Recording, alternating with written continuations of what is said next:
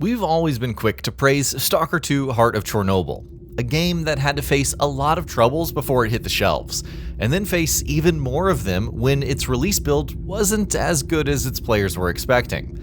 But it's a testament to the franchise's allure that those very players stuck around, and with updates and fixes to the zone and the many systems governing it, it's now among the finest open worlds that we know of. But of course, that hasn't stopped the makers from working on bringing more to the table, and we're now just a couple of weeks away from Cost of Hope, a new expansion that's being pitched as a second chapter of the story started in the base game, and as a source of hours of new content and new memories made possible by a gameplay loop that's quite hard to imitate thanks to how unpredictable it can all get. So if you're thinking about diving in, well, we've put together a few things that you might want to think about before you pick up a copy. Let's dive right in. The expansion's sheer scale. Cost of Hope is touted to bring dozens of hours of playtime to the game, and is going to take a whole lot more to get through for those among you who simply cannot leave any stone unturned when you dive into a world such as the one it offers. The zone's new additions are sure to have you finding new ways to make use of the A-Life system and witnessing the chaos your actions allow to unfold. With new areas, new characters, and a whole new story to take on, we're not really surprised that Cost of Hope is a big expansion.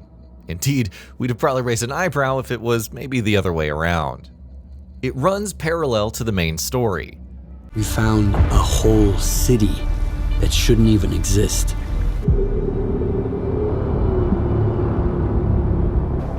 Why is this area so dangerous? You're still in control of Skiff, and if you're in the middle of a playthrough, continue as you were until you receive a signal on your PDA that triggers the expansion's beginning. Cost of Hope isn't going to function as a post-game chapter, but is going to take place alongside that main campaign. Details are a little scarce about how the story it's bringing can integrate with the rest of the narrative, but we're quite optimistic about how it all works out for the best, thanks to how the expansion's new additions are likely to fit right in with the rest of the game's cast of eccentric individuals who seek to use the zone to serve one goal or another. Expect more ideological quandaries and tough decisions as you try to navigate a fragile peace between two familiar factions. Duty and freedom. If you've been with the franchise for a while, you know that duty and freedom are factions with distinctly different views on what the zone's presence means for the future of humanity. Well, they're coming to the game now, and are now on the verge of breaking a fragile peace that has kept them out of conflict for a while. However, things in the zone are always on the verge of conflict or actively in it, and we're sure the A-Life system is going to have many ways to make them break their treaty with Skiff in the middle of all of it. And of course, we're most curious to see how each faction blends in with its ideological equivalent in the new game, and how their presence is woven into the world's existing framework.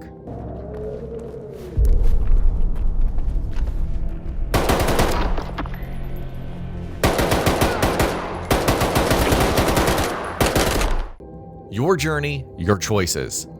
As always, you're going to have to make decisions about whom to support in a variety of situations, with consequences that make those choices come with inevitable pros and cons. That's already a familiar part of the experience in Stalker 2, and there's no reason for Cost of Hope to try fixing what isn't broken in the slightest. Your decisions don't just influence the ending of the journey you're on, but also shape what you see along the way. That's an immediate reason to dive back into a new playthrough, but it's also a very immersive way of letting a story unfold around you. Iron Forest is opening its metaphorical doors. It's been stubbornly inaccessible for a long time now, but we're finally going to go to the Iron Forest, which is presumably where either duty or freedom have set up their base.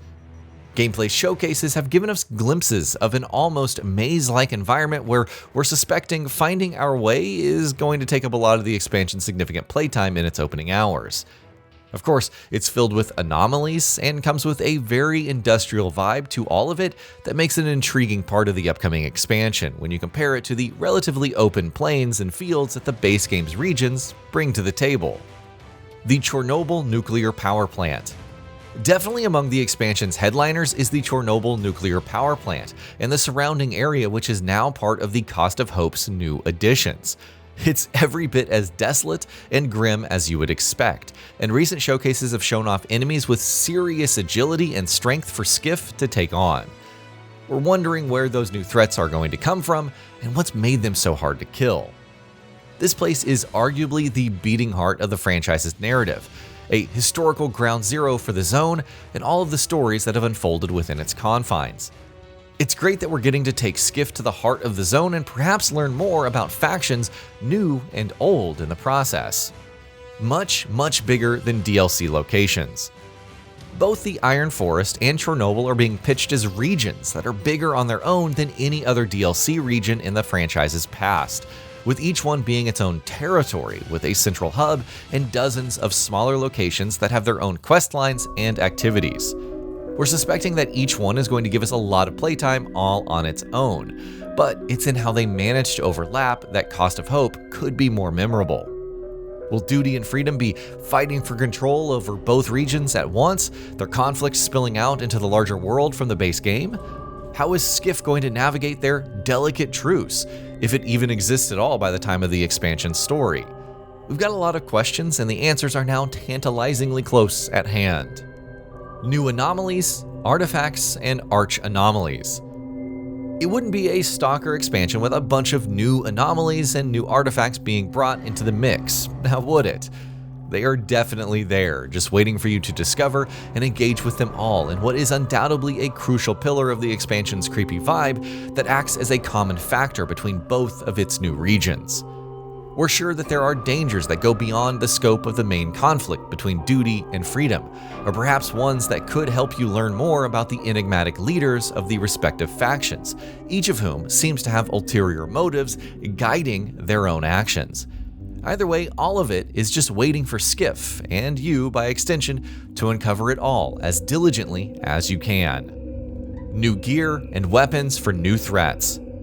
Those new anomalies and their mutant-like soldiers at Chernobyl are definitely credible threats to any Stalker, and Skiff is no different. But of course, the new expansions bring new weapons to the table, and we're sure they're going to be great if they make use of the DualSense's haptics in the way that the base game's ones do. There's also new gear to find, and new ways to make yourself a killing machine that even the most durable enemies fall to despite putting up a good fight. More ways to make your Stalker the best one there is means for more fun, discovering them all through painstaking exploration, so sign us up.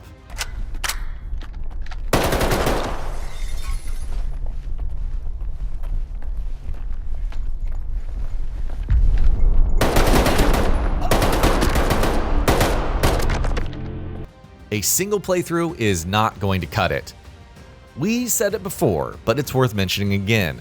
You can't see everything Cost of Hope has to offer in a single playthrough, and considering just how large the new regions are, it's likely that you're going to have a lot of replay value out of this one. The non-linear structure and A-life systems lend themselves to an organically unfolding path to the next story objective that's designed to lock you out of some outcomes once you don't choose them. So indeed, we'd argue that a second time around is a lot more fun as you make choices after getting a solid peek behind the curtain, an approach that lends itself well to some of the more entertaining experimentation. Alright, well that's about it for this one. This is an expansion that's quite easy to recommend to veterans of the base game, but we'd also say it's a good reason to dive into this one anew if you haven't had the pleasure of doing so before. It's out on August 20th, 2026 on all major platforms if you are interested. And that'll be about it for this one. If you guys like what we're doing at GamingBolt, please consider subscribing to our channel, and I'll see you guys on the next video.